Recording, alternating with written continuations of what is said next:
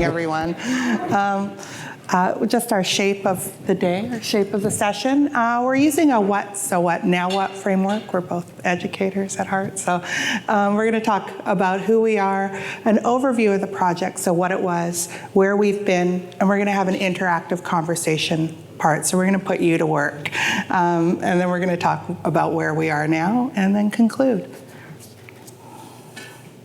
Thank you for the introduction. My name is Jennifer Anaquod. I am Nehiyaw and Anishinaabe from Treaty 4 territory.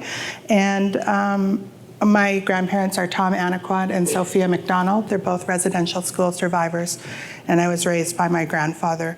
They moved to Vancouver so their children wouldn't have to go to residential school.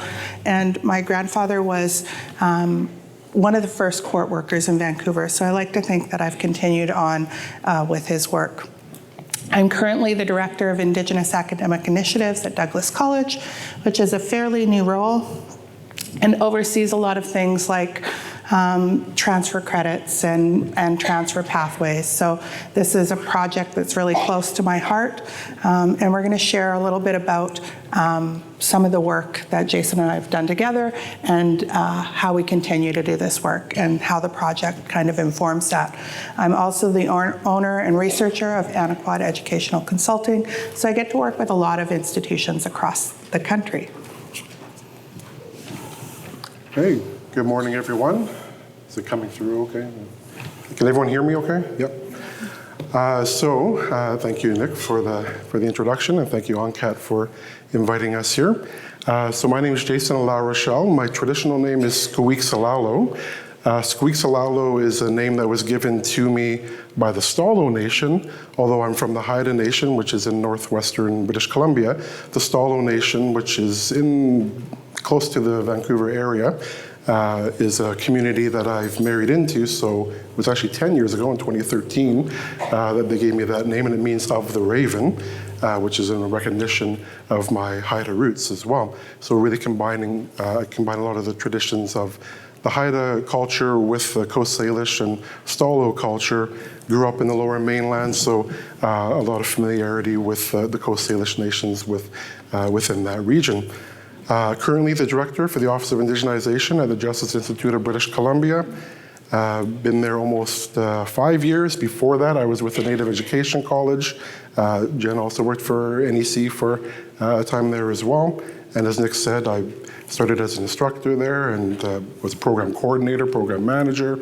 And that's actually how I got involved in articulation, running some programs and trying to get those articulated and transferred into the public system, because NEC is a private Indigenous controlled institution. So that's how I got involved with BC CAT and became familiar with articulation.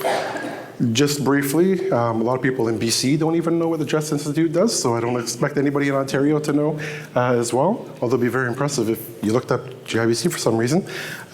So JIBC is a Justice and Public Safety institution. We're one of the 25 public institutions in British Columbia. And our primary focus, a lot of first responder education. So we have a police academy. We train all the municipal police in British Columbia, the transit police, and the Statlium tribal police.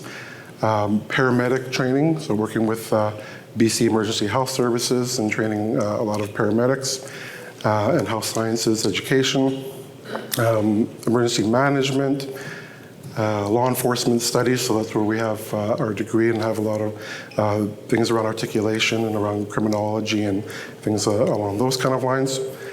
So that's just to give you kind of a little bit of a sense of what JIBC does and kind of the landscape in which I work, and also try to help around indigenization, around these kinds of careers that traditionally don't have a positive history with Indigenous peoples.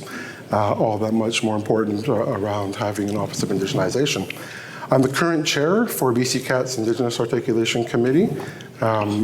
It was a bit of, I wasn't the chair when I was at NEC, but I was involved in different articulation committees. And I thought about leaving it when I went to JIBC, but then was kind of asked to participate in the Indigenous articulation, then got nominated chair, and I don't think anybody else actually jumped at the opportunity. So I was like, okay, I'll give it a try for a year, and 4 years later, I'm still the chair of that committee. Maybe next year, after 5 years, sounds like a good time to give that up, maybe. But we'll see what the committee has to say about it. I'll get a little bit more into those committees a little bit later on as well. But thank you. Thank you, Jason. I'm also on the articulation committee.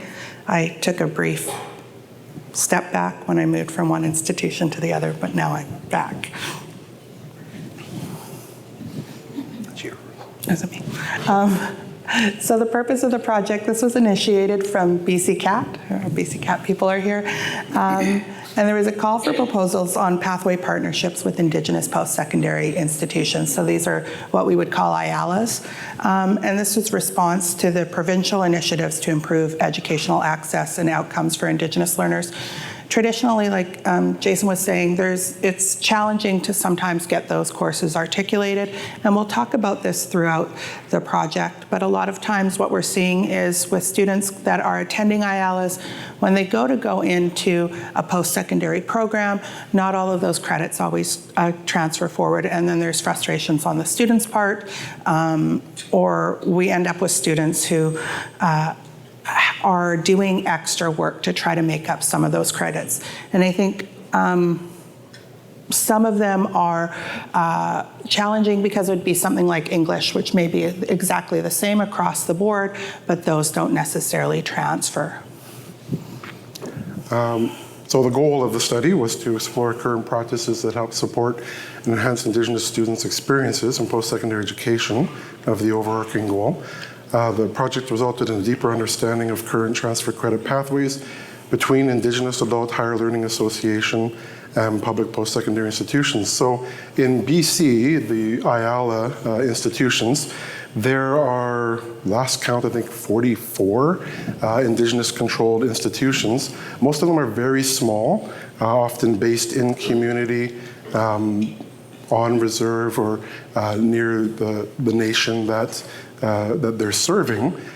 The two larger IAHLA institutions, only one of those 44 is a public institutions, and that's the Nicola Valley Institute of Technology, based in Merritt, but they also have a campus in Burnaby, BC. And the other largest of the privates is the Native Education College, which Jen and I worked for.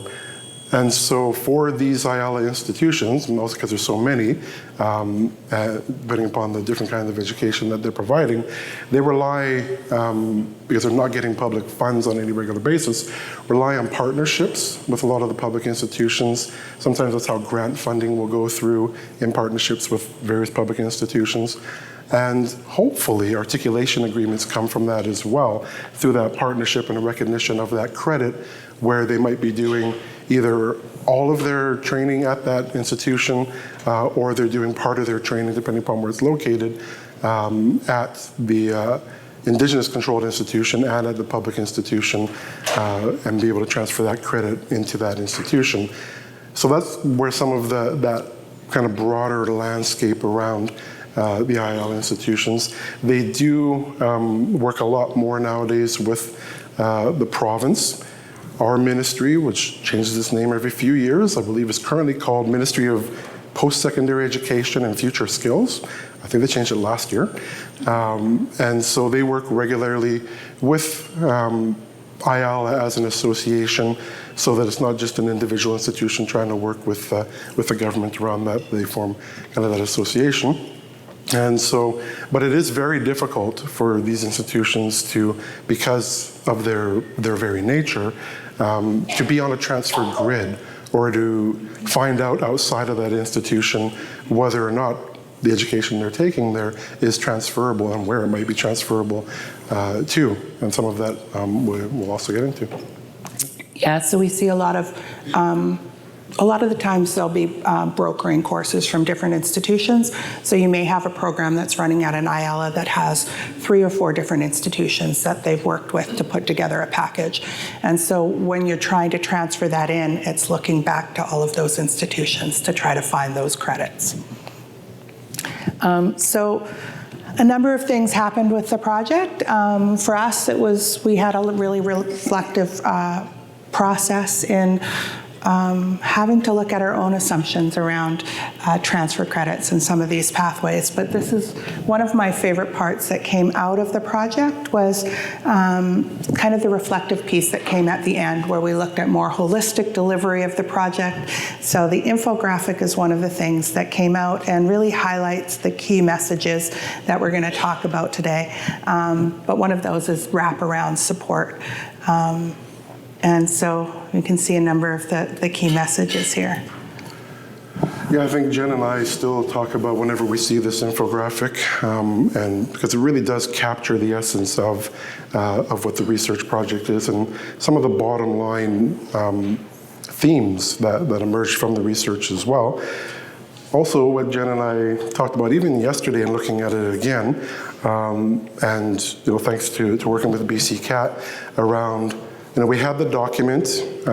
It is online. I think BC CAT has archived it at this point, but if you type in BC CAT and Indigenous research, you'll be able to find it. So we had the PDF and the hard copy of it, but we're also working with BC CAT trying to figure out, well, what are other methods, what are other ways that we can share and capture this knowledge? And so we were presented with the infographic possibility, and there's also a video on there as well. But I think one of the things is, especially in capturing the various elders, and I guess it's at my left, but on the right-hand side is what we believe Elder Larry Grant from the Musqueam Nation, who is one of the elders in residence at JIBC and at UBC. Strong representation from the Musqueam Nation as well. And just seeing him captured in this infographic, immortalized in a certain way, where we don't always get to capture the elders that we work with, right? And now we can remember them and all the work that they do. So I think this really encapsulates both the Indigenous institutions and the public institutions and what those needs are within both, right? Especially in terms of serving Indigenous learners, regardless of which part of the system that the educational system that they're in. So this was one way to really represent our findings, really. And I think there's a QR code on the handouts that you have on the table. Yeah, all right. So who was involved? One of the things that was really important to me was looking at everybody. So not just looking at the registrars who were kind of behind the scenes and helping the programs, but really looking at across the institutions to say who was supporting the students in these transfer pathways. So we have a number of different institutions here, both from the IAHLAs, from college, and from university. So we work a little bit different in BC in that it's we see students go from IAHLAs to college to university and kind of back and forth where they, I guess, work more linear than side by side. So you can see here we have a number of different institutions. NVIT and NEC are the two large institutions that Jason mentioned.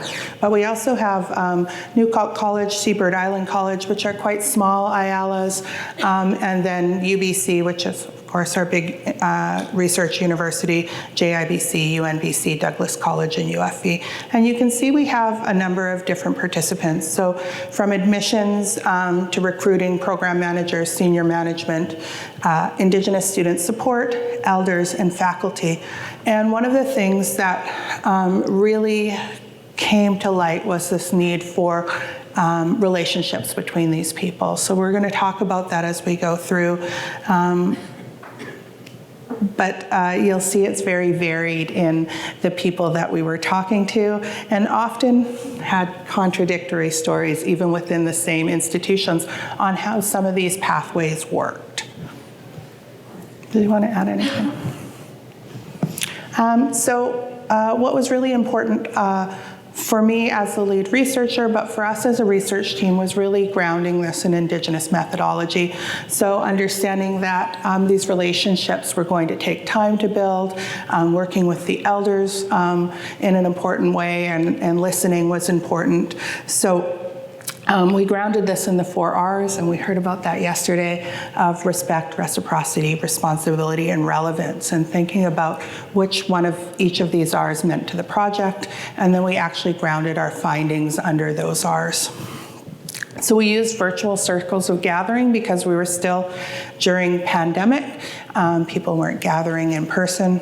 The elders were at various different institutions and sometimes worked across institutions, so getting a really cross reflection of what was happening in different institutions, as well as some of the elders had their own experiences in going through post-secondary and what that meant to them to be in the role that they were.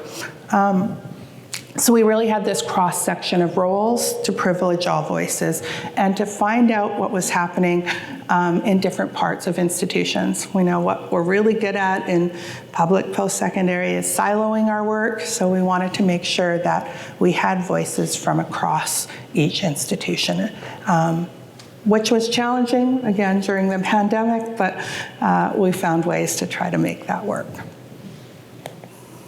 So we had 6 main themes that emerged, which came down to relationships, place and space, transferability, interconnectedness, current practices, and restricted pathways. While these were the themes, all of them came back around this idea of relationship. So thinking about those 4 R's kind of circled around relationship, with relationship as that key piece that we kept coming back to no matter who we were talking to or what we were talking about. So with the relationships, this again was just identified as the most critical component of successful transfers. And we talked about and heard about disrupted relationships were a key takeaway. So when those relationships were disrupted between student and IAHLA or within the IAHLAs of people holding that knowledge, the same at public post-secondaries, there was a loss of knowledge transfer. So often we know positions move on quite quickly. So these people holding the knowledge about different pathways, different transfer credits, when they moved on, there was a loss of knowledge, and this often disrupted the students' ability to transfer successfully. The want for a key person to navigate the relationships, but what happens when this person moves on was a key question that kept coming up. How do we make this happen when the people that know about these transfer agreements or programs keep moving on, then who takes up that knowledge? Did you want to add anything? Sure. I think you'll find that relationships, although it's one of the 6 main themes that emerged, really permeates all of the themes and kind of the overarching theme as well. And as Jenna was just saying, and I think it's really common with any institution really, where there might be 1 or 2 people that were key on like the transfer credit or what the agreement looks like between the 2 institutions.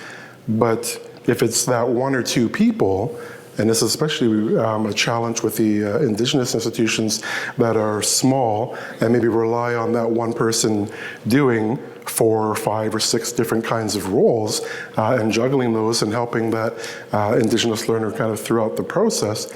But what happens when that person's not available or they move into another position? Or maybe they're the one that built that relationship between that Indigenous institution and the public institution. And so as important as that relational aspect is, there's a void there that becomes very apparent for the students trying to transfer if that person's just unavailable for whatever the reason might be. So what we found, and even in our experience at the Native Education College, one of the bigger Indigenous institutions, was that the need for documentation and also the need for that relationship to expand, right? So that might be the starting point, and I think some people often saw that as kind of, that was the beginning and the end kind of the relationship, but it really is the start of that relationship and needs to expand further than that. So that the student truly does have that mobility and those choices and not reliant on just 1 or 2 people that have that knowledge within whatever the given institution might be. And so that That's why this is our first kind of main overarching theme, that importance of that relationship.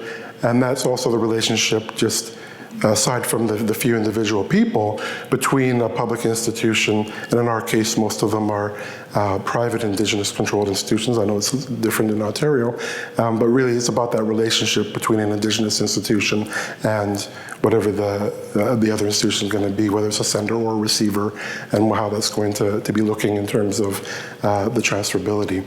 And ultimately what the goal is, and the theme of this conference, right, around the student mobility and the pathways, right? Trying to remind everyone, and this is a reminder to us as well through this project, as to like what is our actual role in the system, and who are we ultimately trying to serve, right? And in that student mobility, and how can we best do that regardless of the kind of learner that they are and where they're trying to go. We heard a lot about how these are often passion projects, so people took on these transfer kind of the holder of the knowledge of transfer agreements as passion projects. They were really passionate about the transfer agreements, and they were worried about what happened when they moved on to their role, but they were also doing this work often off the side of their desk, so that extra added work. One of the things that really stood out to me was one of the Indigenous institutes, the coordinator said, you know, the students are used to coming to me for everything. And when we're transferring into a bigger institution like UBC, they don't know where to go. Everything is split up. And it really is the luck of the draw on who you get on the phone that day if they know about what we're talking about. So for students, that could be the one barrier that say they finally make the call, they get to talk to somebody, and that person doesn't know, and they say, you know what, this is too much, I don't want to do it. So really thinking about those relationships and those partnerships within institutions are really important.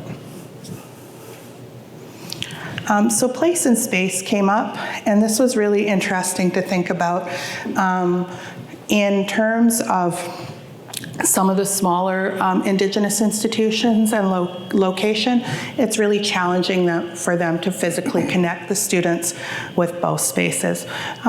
In one of the institutions, they said, you know, it really helps that we can literally point down the hill and say, look, that's where you're going, and that we can take the students there. And we also heard about this, about this in some of the larger transfer agreements, where they said it really works for us to get all the students together, to be able to take them to their new institution, to physically be there with them, and to help build those relationships. So it came back again to this relationship-based space and helping students navigate both places.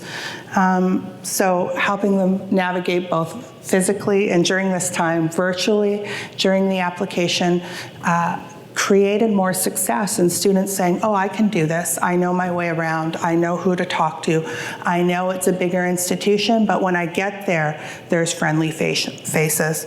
And there was a lot of difficulty in navigating spaces that are geographically spread out. So thinking about some of the smaller institutions that are isolated and what happens to the students when they get to somewhere like UBC that it's a city in itself, and students saying, well, I don't know who to go to, and every time I go somewhere, I'm told, oh, I just have to go over there. But to them, it feels like a really big transition to keep having to walk across campus to go to somebody new, to talk to somebody else.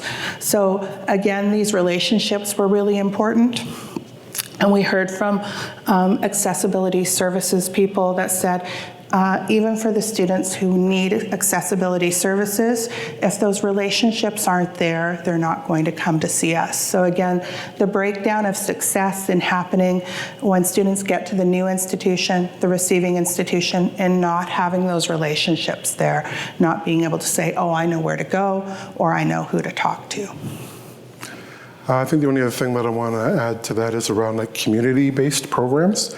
which in one sense is an advantage, but also poses its own challenge around proximity. So depending upon the location of the Indigenous institution, if it was like in the Vancouver area where like UBC is close enough, or Douglas College, or JIBC, or Langara, and so forth, it was a little bit different. It was a different kind of geography, navigating kind of the urban landscape. But a lot of the Indigenous institutions are outside and might be in the north or remote kinds of areas. So they often are looking for a public institution to partner with to deliver in community, as opposed to making students go and leave their community for doing their training or education at the institution, or maybe at least starting their training in community, and then after 1 year in community, continuing that or transferring into that institution, but having some of that comfort within community, learning a little bit more, often their first time for these students getting any exposure to post-secondary education. So the ability to build that partnership between the Indigenous institution and the public institution, delivering something in community. Not everything can be, of course, delivered in community, but having enough programs that are able to do that, it helps foster the partnership, foster the relationship, and also even thinking about that transferability, right? And now the potential to have student mobility for those Indigenous students within that partnered institution, or at least opening up those possibilities. So place and space, like I said, in one sense, it does provide an advantage for community-based programs. The challenge, of course, is then those that still don't want to leave community after that 1 year as well.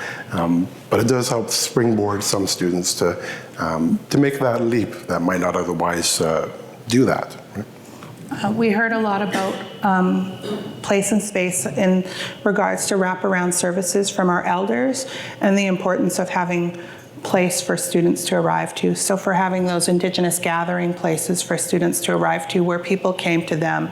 So student services, accessibility services, all of these different people would be available in the gathering place. And Uncle Larry, Elder Larry Grant said, you know, it's important for students to see themselves within the institution. So having these Indigenous gathering places where they can go and they can sit with an elder, or they can see pieces of their culture and their home represented really is important in thinking about those wraparound services. So those homes away from home. I've worked with NITEP, which is UBC's Indigenous Teacher Education Program, for a long time. And that's often where we lose students, is in the year that they would have to come from community into UBC, because it's such a big transition. So having those supports in place, and now we're offering that within the final year of the program within community. So thinking about those things in regards to place and space really came up throughout the project. So transferability, this is one of my favorite things to think about and look at. This came up for me. I've seen this in my work within working for NITEP. So I was a field center coordinator. So NITEP's program is that we offer the first 3 years of the teacher education program in community, and then the students will come into UBC for their final year. It's shifting a little bit, but we still see that. So often we're working in partnership with IAHLAs, and students are gathering transcripts again from different institutions. Sometimes they're taking courses at the IAHLAs and the public post-secondary where they are. So they'll come into the program with transcripts from 3 or 4 or 5 different institutions, and we have to work on transferring that. And so what was really important for the students is visibility of transfer agreements and understanding when they registered what that course was going to transfer at, because we would see sometimes students taking the same course over and over again because they could not see that clear transferability. So they would end up with, 3 courses of the same credit that would transfer into UBC. But the other thing that came up was this triangulation. So not necessarily, just losing my voice altogether. not necessarily a straight transfer agreement, but we would have to do some digging. So the example here is Health 201, which from NVIT doesn't transfer directly to UBC, but we do know it transfers to SFU. So transferring it to SFU and then knowing that course from SFU transfers to UBC. So really having to have that individual knowledge because the transfer isn't direct. So students don't know this. So it's up to us as coordinators or support people to really understand this. Again, depending on who those students are talking to, they might be told that the credit doesn't transfer. So we heard a lot about this in every institution that we talked to, that this came up as a problem, and they would have to find, ways around this. Well, we know this transfers this way. And again, that transfer knowledge. Some of that came around block credits, where a program may transfer as a block credit, but if a student was missing one credit, then it didn't transfer. And so they end up in this kind of void of trying to move on. So the loss of knowledge within the transfer. Competing priorities, what's important to the student, what courses are important to the student, what's happening within those transfer pathways, and then the loss of knowledge. And the loss of knowledge often comes from the IAHLA courses or our Indigenous institutions where they might be a really culturally based course, where when it's transferring in, it's either not accepted or they lose that Indigenous knowledge that comes with that. So maybe, especially around Indigenous languages, and I know, Jason, you were going to talk a little bit about the languages. Yeah, I'll probably talk about the languages in a bit, but you kind of cued an example for me. So triangulation, not coined by Jen Anaquod, but credited as to some extent, become a little bit more common. I even hear some of the BC Cat folks use the terminology now. And I heard some examples even yesterday in a few sessions around this course transferring to this institution, but this other institution doesn't recognize it because another institution does, and then it kind of transfers over. A couple of examples that come to mind when I worked at the Native Education College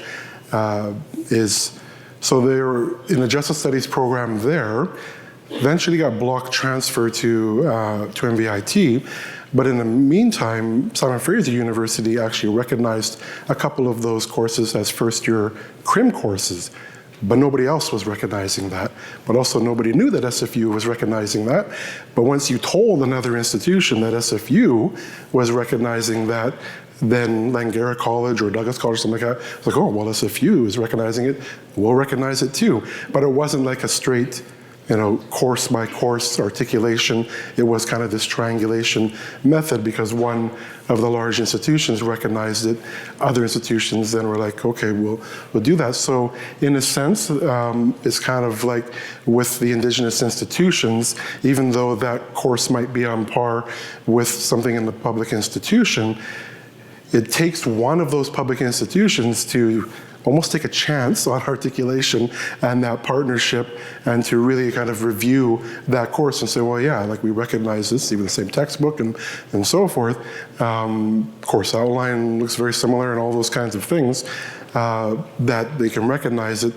But not everybody else is willing to do that. But once one institution's done that, then the other institutions kind of start to take a look at that.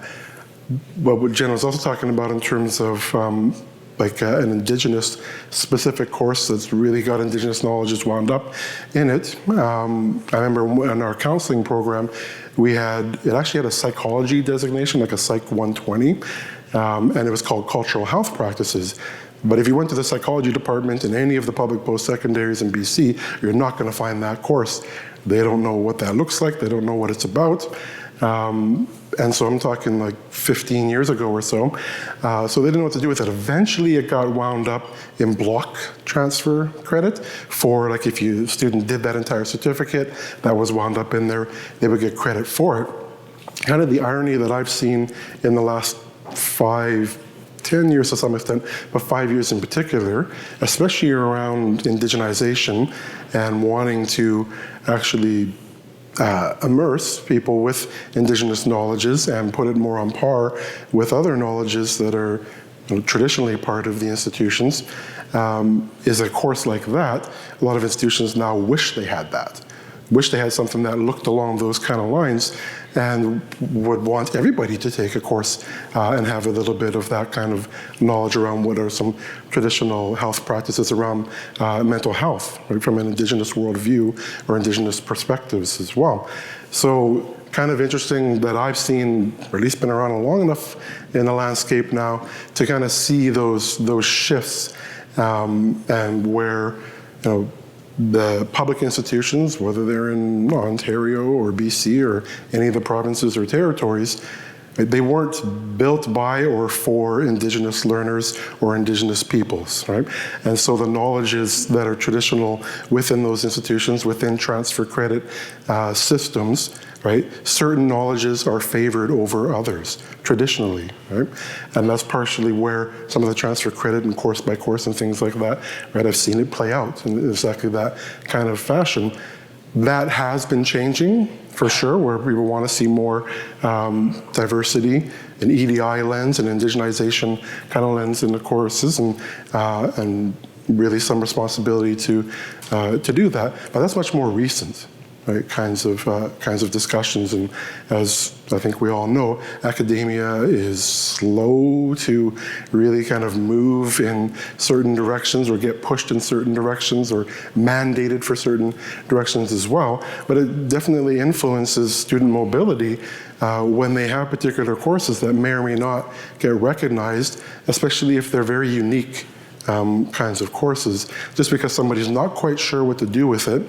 And as Jen said, sometimes it becomes a passion project for someone where they're like, okay, well, let's do a deeper dive on this. Let's see what this actually means and what I do recognize. But sometimes short of that, if someone's not willing to do that, it becomes a challenge for that student. And why would a student be expected to know about triangulation, right? It's not really their role or responsibility to do that. And so what we found is that some institutions, Jen named a few for me yesterday, but we won't name them, are very hands-off with the students, where it's like, here's a link, you can find kind of the transfer stuff there and kind of navigate it yourself, right? But they don't know, and why would they know the nuances of the transfer system and what block transfer even means, or the course by course, or how you could actually use triangulation possibly in your favor, and all those kinds of things. And so this idea and just the different looks around transferability, each institution, of course, approaching it a little bit differently.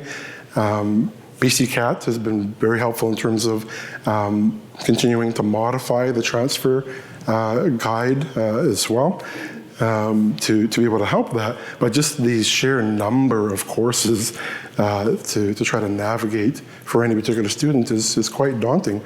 And as Jen found out in her interviews, even for those that are working in the system, it's not always the easiest thing to navigate and go through. So a major kind of theme in terms of what transferability looks like, and it's not as straightforward as a lot of students will even just have verbally said to me. I said, well, why doesn't this just, I took this, why doesn't this just transfer? Right? I just want to go here. How come they won't recognize this, or why am I getting pushback on this, right? And now they need somebody to help them to do that. So Jen and I have been in those positions to do that. And I think we hear some deficit language around some of those courses. English is one that I think we see a lot of, where a student will take English at one of the Indigenous institutions, and even though it's the exact same course as the receiving institution offers, that it's not necessarily transferred. And so again, having those conversations with students, they're frustrated, they don't want to take the course again, and these things deter them.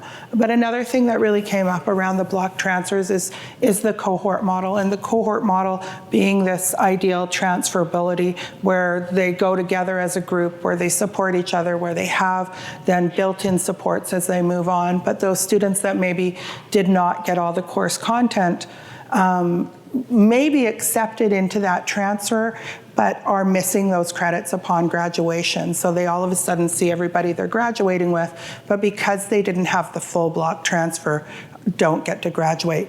Some of those things came up as we went through. Interconnectedness really came up again, this idea of wraparound service, so access to elders. Often the Indigenous institutions have embedded these things. Their elders are there, their culture, their ceremony, their ability to stay home, the ability to return home. All of those things were really important. And the ability to return home if there was an emergency. Sometimes students have a really hard time, and we heard this a lot with support people and saying, you know, the students want to return home if there's a funeral, if there's a ceremony, and they can't do that. So this is just a really good quote that we had from one of the elders. So understanding that you belong to something bigger, that you can ground yourself in that.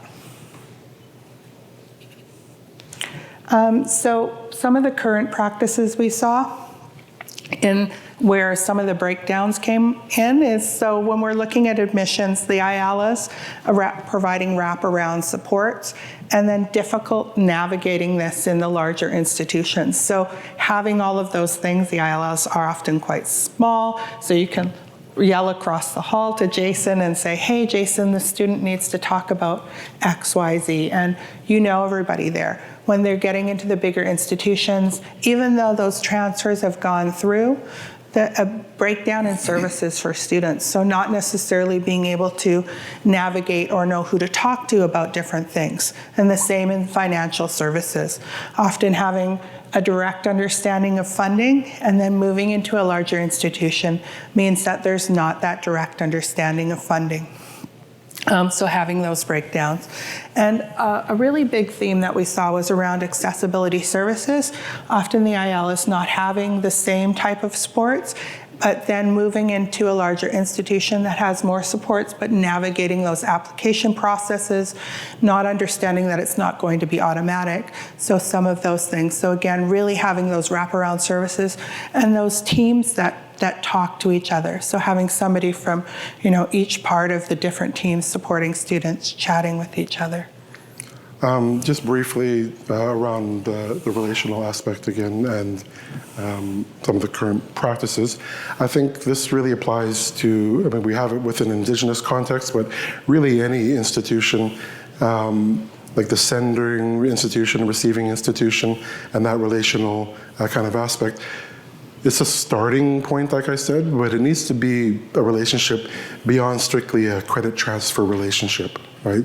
That you know that this institution will transfer this into this institution, and if that's the extent of it, right, that's not really fostering a relationship. Yes, you technically have a relationship on paper, and some students may or may not transfer from that institution to another, but really encouraging that regardless of the type of institution, location, and so forth, that's a starting point for fostering a relationship. And it's that much more important that the sending and receiving institutions build upon that, right? And part of that is like the wraparound services and so forth. But it's even just like what might that look like to, if you know that your institution is really sending a lot of students to a particular kind of institution, what kind of relationship do those two institutions have with each other, whether they're close in proximity or otherwise, right? And so again, it might start with a few people, those institutions, and then build hopefully from there, so that students then, when they're attending either institution, know about that, right? Kind of know that those institutions do actually talk to each other. Some of the people do know each other and might be able to kind of help with that student mobility between those institutions as well. Sorry. So difficulty in helping students navigate the multiple steps in the system. This came up a lot.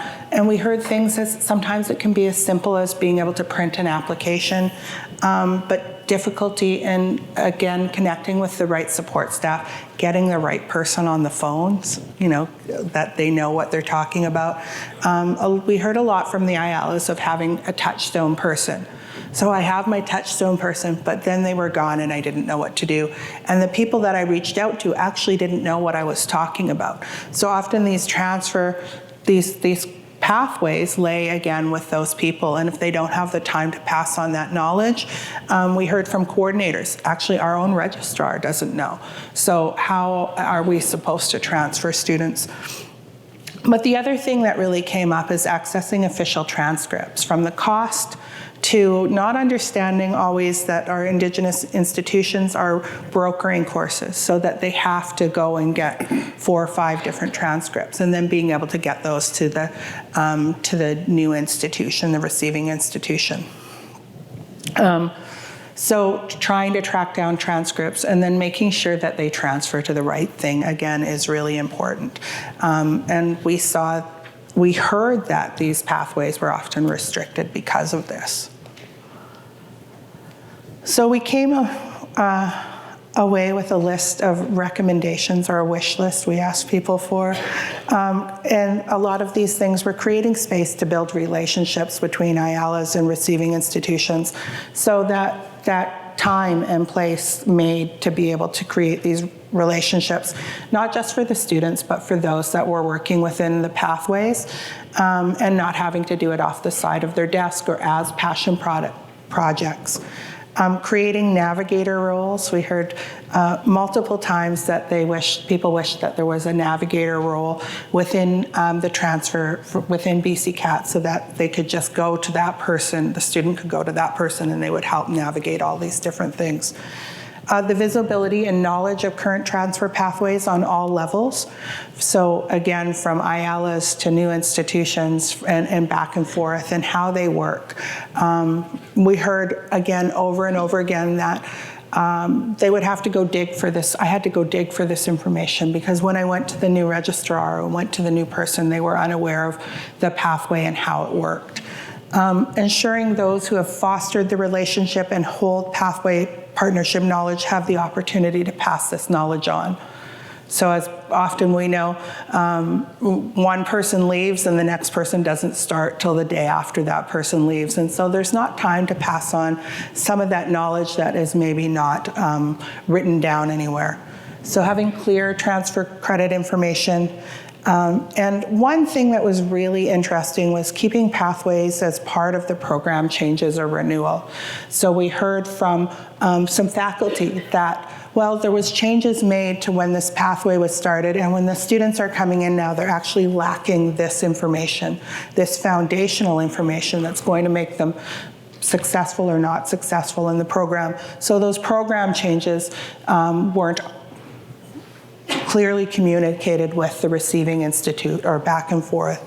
And then addressing our own assumptions and biases really came up, and we'll talk a little bit about this at the end, but we assumed that students would want to stay in their communities longer, and actually we heard from some of the IAHLAs that they can't wait to go to the city.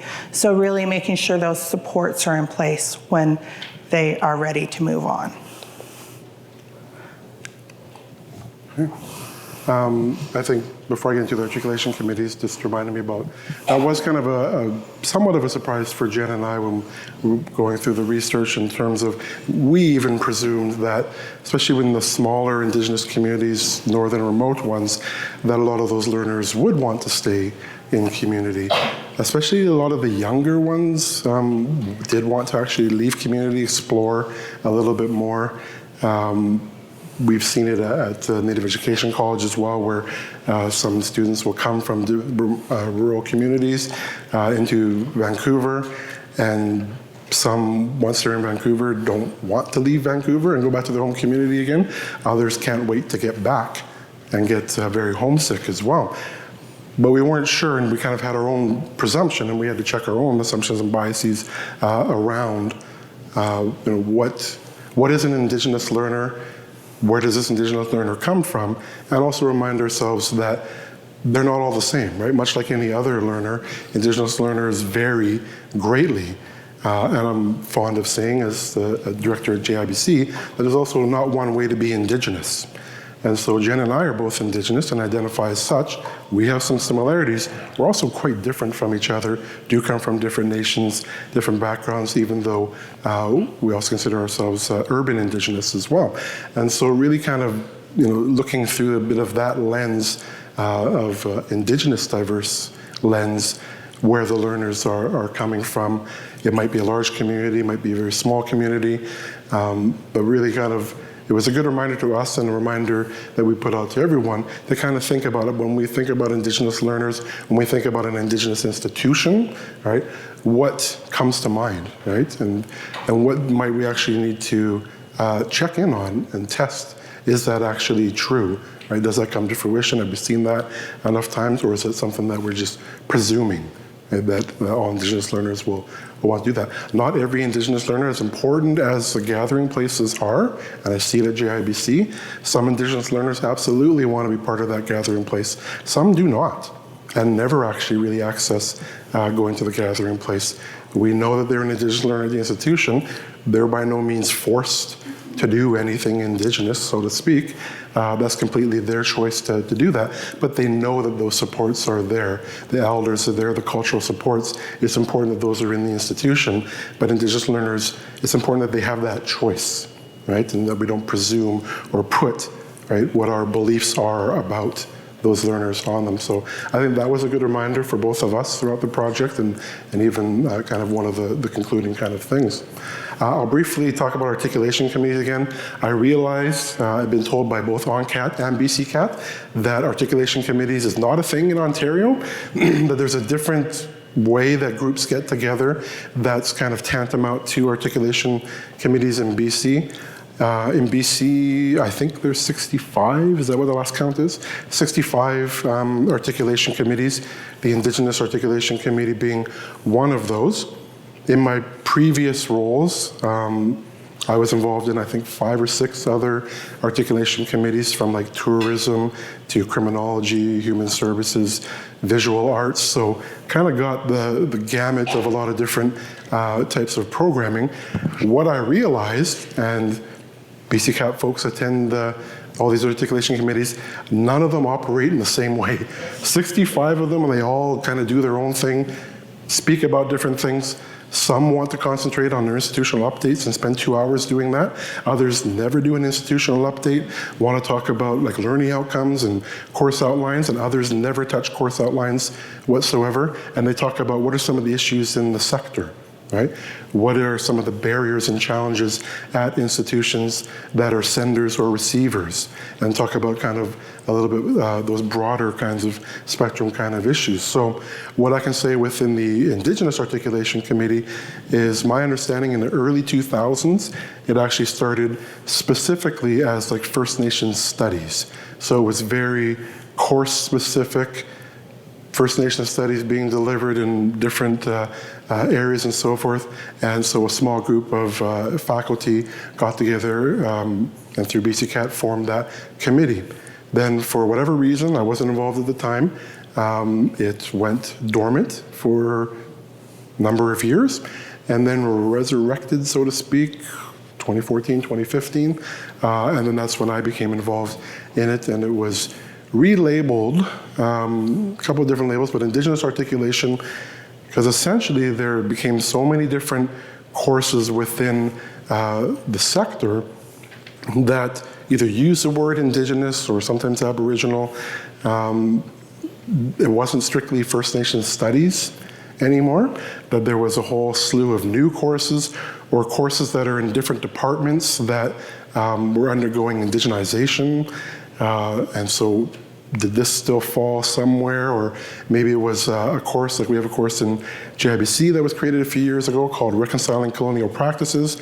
It's every student, it's mandatory in law enforcement studies, but now it's expanding outside of law enforcement studies. So does it still reside there, or is it actually being modified within other, like health sciences, but putting their own kind of version of it, but the core of it's the same? So these are some of the things that, that are up for discussion around Indigenous articulation. And then a whole bunch of different course designations that, as I said, don't have a nice course by course. Some do, might fall like in a sociology department or something like that, but then there are others that fall outside of any particular faculty or scope that have different kinds of designations. And so some of those discussions, and then the broader discussions around, well, indigenization and different kinds of courses. And so some people become guests and join the committee for or come for a particular meeting to discuss some of those or what's going on at their institution. And then Jen has a great example around Douglas Colleges creating the pathways for Indigenous courses, and it is around giving like a designation and so forth. That wasn't part of that before, to ease that student mobility.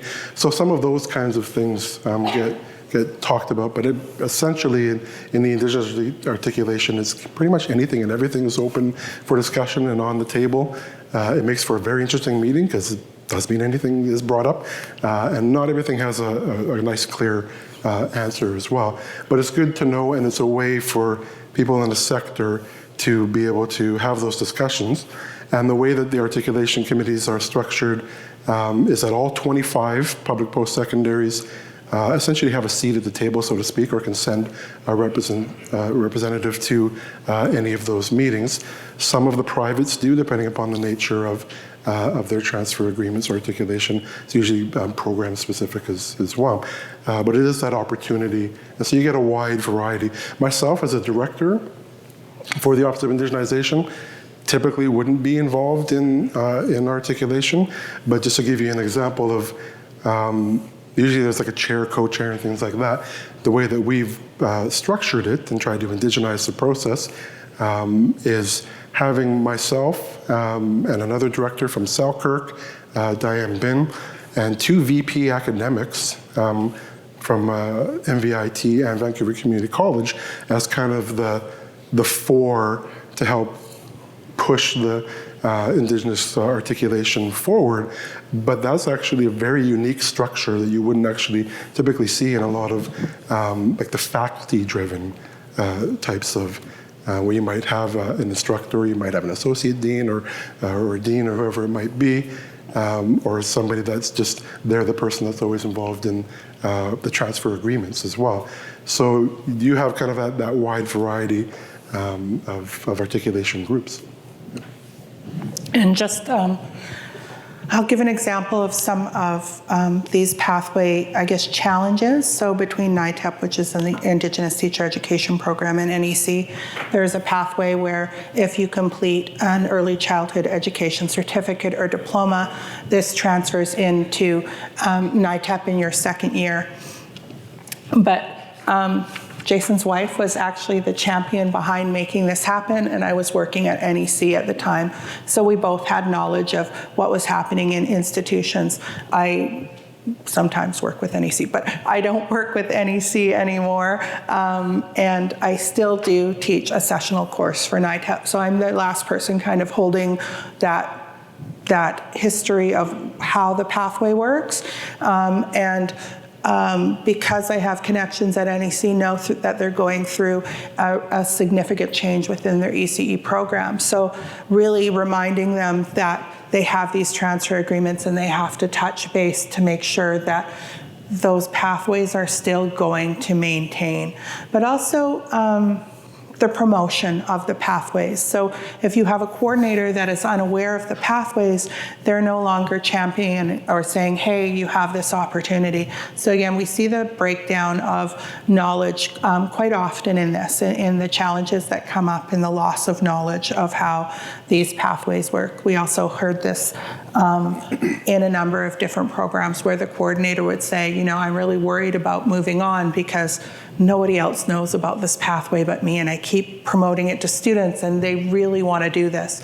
But what happens if I move on? Or what happens at the receiving institution if there's changes made there? So again, in program changes, we saw these pathway breakdowns a lot, or we heard about them a lot, in that, well, they used to be able to transfer in, but the program was changed and now we don't have the equivalent anymore. So really keeping that in mind, I think, was something that came up and something that stayed with me. Hi, thank you so much for speaking today. I really enjoyed your presentation, and it really does make me feel better about what my university, Brock University, is doing in terms of our Indigenous knowledge practices and starting to create some of these transfer pathways. I'm relatively new to my role, and one of my biggest concerns in working with Indigenous knowledge institutions is putting the burden on the institution to kind of bridge that gap.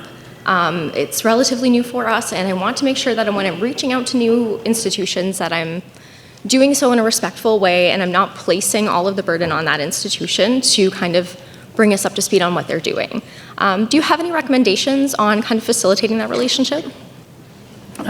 Yeah, for me, I always think about just being honest and coming with that kind of humbleness of saying, you know, we are new at this, we recognize we might make mistakes, but really recognizing that mistakes are part of the process, but using that reflective process. What happens if things are going, aren't working the way we thought? And touching base. I think finding that space to create relationships in a way that isn't just transactional. So whether it's hosting lunches or going to Indigenous institutions and sitting down and building those conversations, whether it's around tea or coffee or food, in that less transactional way. I don't know if you want to add to that. Yeah, I think just what I've found helpful, and I've had some people tell me at other institutions as well, is sometimes it is okay to have like general kinds of questions and so forth, but especially in these kinds of relationships and you're getting into like student mobility and so forth, some really very specific questions, and maybe it's about a particular program or asking, do you understand about this, but you're not sure what this means. Can we explore that a little bit further? So you're taking a little bit of a kind of an inquisitive kind of approach, but not coming in where you have no knowledge of it whatsoever. Just a little bit of it will help you kind of formulate the questions and really kind of get down to where you want to go. And then just, like Jen said, you can foster that kind of relationship. I think usually there is somebody that's anxious to share the information, especially around things that are working or things that they're excited about, and having that person willing to listen, I think, is really important. Amazing, thank you so much. Thank you. Thanks, great presentation. I have two questions. The first question is, in your experience, is there a type of institution, a smaller institution, university, or a college, where Indigenous transfer students tend to do better? Have you seen anything to do with institutional type or structure that? I don't know that there's necessarily a type, but spaces that have thought about those wraparound services, students are doing better. And spaces that have fostered those relationships, we know students really do well, and we heard that throughout the project. So where we're looking at the IAHLAs or the Indigenous institutes that were able to build the relationships with the receiving institutions, take students there, and they had similar services, or at least similar touchstone people, we know that students really do well. So having those Indigenous support people within place, whether it is the larger institution or the smaller institution, I think is really key in fostering a sense of belonging and a sense of that the students are able to have somebody that's able to help them navigate the system. So often those coordinators of the programs, so sometimes those smaller programs within the larger institutions really help. Yeah, I think it's an interesting consideration, and I've thought a bit about that as well, and kind of looked at, and I've seen really the successes and challenges in all the institution types, and it would seem to be a little bit more, like Jen's saying, program specific as to where that Indigenous learner, as kind of that relationships between the institutions might be around particular kinds of programs, and that's really helped with the success, as opposed to they can be very successful at UBC based on particular programs, but also if it's just left to navigate a giant institution without knowing what those services are, without having somebody help them navigate, it does become a bigger challenge at the larger kinds of institutions around those kinds of services. But I think program type determined that a bit more. And I think I found that really personally. I'm a NITEP graduate, so having those supports in place at NITEP and learning how to navigate UBC with those really personal supports helped me navigate a master's degree where I didn't even have a cohort. So I was able to know who my support people were. I'd already built some of those relationships with Indigenous faculty that would come to different NITEP events. So I had those touchstones in place to navigate what was a challenging master's experience. My second question is about the nature of those wraparound supports. What do you think about the potential for digital supports? I think about, and I know there's access around expense and broadband access, but I think about my teenagers, they really like to check in with texts and that kind of thing. Is that something that you would see a potential for, or do you know if that's being used to support Indigenous students in a I think way? we're definitely seeing more supports that are being put in place that are digital, that are virtual.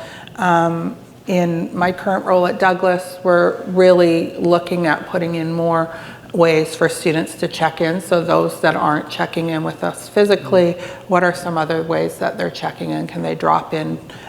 Do we hold a virtual drop-in? So I think that there's a lot of potential for that, especially when we're looking at some of those programs with smaller communities, even if they're able to drop in virtually with people before they go to the larger institution. We've seen that this has improved relationships and their lessens fear in going to a bigger institution.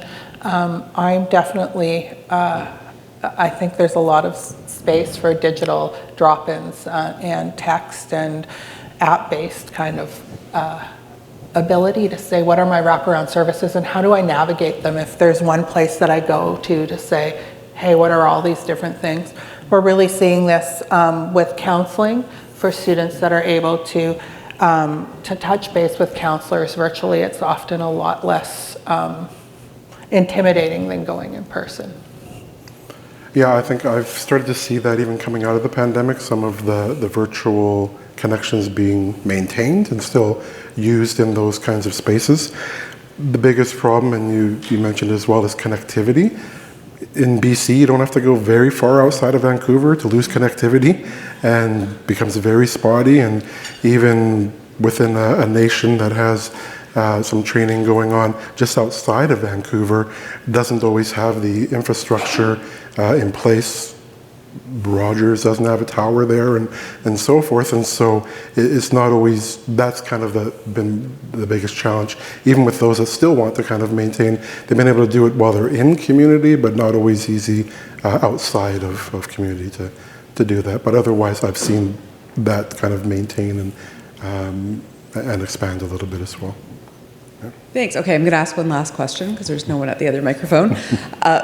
ONCAT, like BC Cat, we're not an institution. We can't design them back their curriculum, put a pathway together. But this is a really important work that we want to be able to enable. Do you have any advice for my organization on how we can best support not only Indigenous institutes in building pathways, but Indigenous transfer students that might be coming from one public institution to another? I think that fostering of relationships, if there's a space to foster relationships, whether it's through not necessarily an articulation committee, but kitchen table talks or something like that, where people are able to come to the table and foster those relationships, I think is really helpful. And we heard a lot about that. We just wish we had time, and we wish there was a place for us to go that centered us. So something like ONCAT as that center, it's not necessarily institutional specific, I think would be really helpful.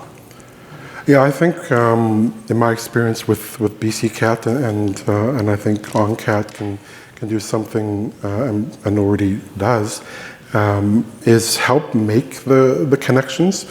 So when I think back around 2010, there was, and I was part of the Native Education College, and we were trying to talk with some other institutions around transferability. BC Cat was actually the ones that were able to help us connect to the right people, so to speak. So we weren't trying to just call up an institution randomly and say, hey, can we talk to someone about this? And then who knows where that goes. Is they helped make the connections, the chair to one of the committees, some of the faculty involved and so forth. So I think BC Cat and ONCAT can really help figure out who are the people that maybe should be talking to each other, or where you kind of see where some of the gaps are, or even being that resource. Like I know that with BC CAT, I can contact any of them and say, hey, we were kind of talking about this at articulation. This group asked this question. I'm not sure who in the sector is even doing that, right?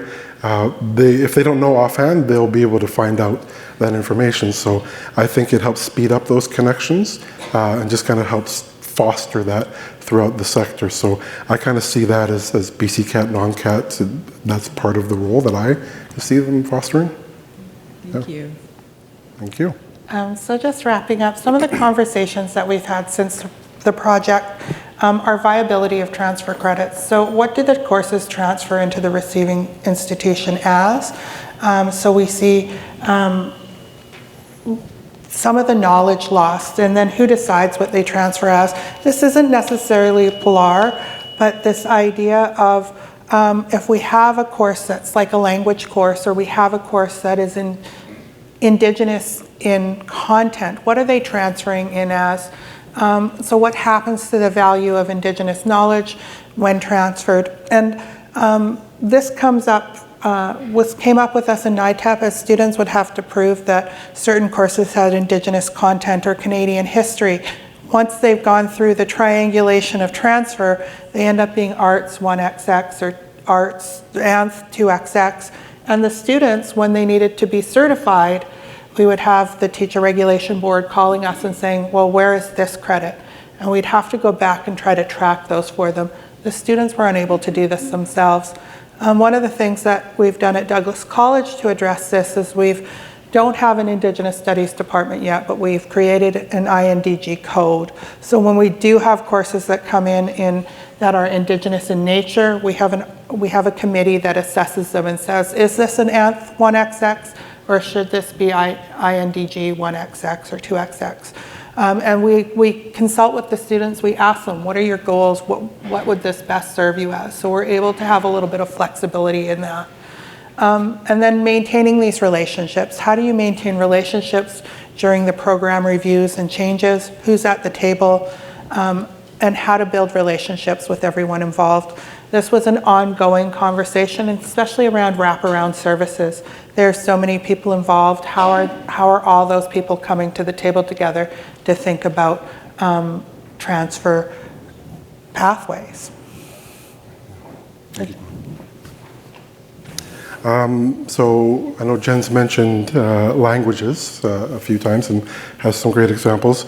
That is kind of one of the current hot topics, so to speak, at Indigenous articulation groups, is around the recognition of Indigenous languages that are being either taught at an institution, whether it's a public institution or Indigenous institution, or even just in community, and the recognition to be able to get that as an actual course and what that designation might be. Some, it's much more formally structured in a traditional, so to speak, language kind of course that's a little bit easier for some institutions to articulate, so to speak, in terms of that recognition of an equivalency or a language equivalency. But for others, it's a much bigger kind of challenge. So institutions, depending upon who the local nations are within their catchment, trying to work more with the local nations around language development and language preservation. Some institutions, like UBC, has been doing a lot more work around that. NVIT has been doing a lot of work with their local nations in that recognition and really pushing the sector to recognize Indigenous languages as they're taught within or in partnership with institutions. And so I think that's become kind of a larger topic that I think is going to continue and push systems like BC CAT and ONCAT to really look at how do you value those knowledges and courses and still within the way the system parameters are set up, and where can those be not as restrictive, right? And sometimes those are kind of false restrictions, and sometimes they're there for a particular kind of reason. So I think this really does kind of push at the forefront of those kinds of things. Yeah, and I've already talked about the Douglas transfer credit policy, but another thing that I think continuously comes up is this kind of deficit language of, oh, well, it's just a language program, or it's just this. So really identifying those and addressing it when it comes up at a table. Let's step back a minute, and that sounds like deficit language. What are we talking about? And I think language is a really good example. UBC, with their teacher education program, has a new field center where they have looked at a language program and given the students 2 years credit for it. But if the students decide that's not the program they want to go to, that doesn't go with them. They're not going to get those 2 years credit. So if they decide they just want to do a Bachelor of Arts, they're starting from scratch. So really thinking about how we're having those conversations at different tables. And so just our concluding thoughts, finding time to build the relationships, consider who holds the knowledge of transfer agreements and documenting that. How do they work? Who are those people? Is there somebody else that's going to be a key knowledge holder about how those programs work? Bringing other people to the table and helping find ways to build those relationships and finding ways to pass the knowledge on so that it doesn't stay stagnant. This is really important, especially if students have gone away for a while and come back, to ensure that we can support them and say, oh, yes, there is actually a transfer agreement, and you're right. It shouldn't be the students just holding that knowledge and having to advocate for themselves. Yeah, so I think just my concluding thoughts. Ultimately, it's about student mobility for Indigenous learners and all learners, really. And so how do we use the current systems to create those pathways? How do we challenge the current systems that were created a certain way and for certain learners as well? And so I think we do need to challenge the way the systems are structured in Ontario and in BC to be able to serve ultimately the students and the student mobility.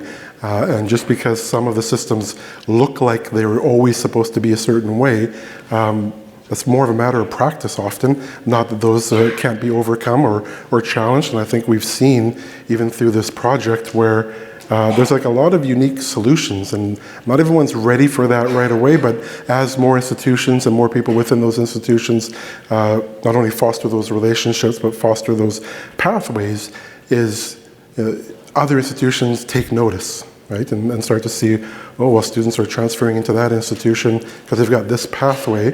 They're much more open to those kinds of pathways. Why aren't we already doing that? Why don't we look at that as well, right?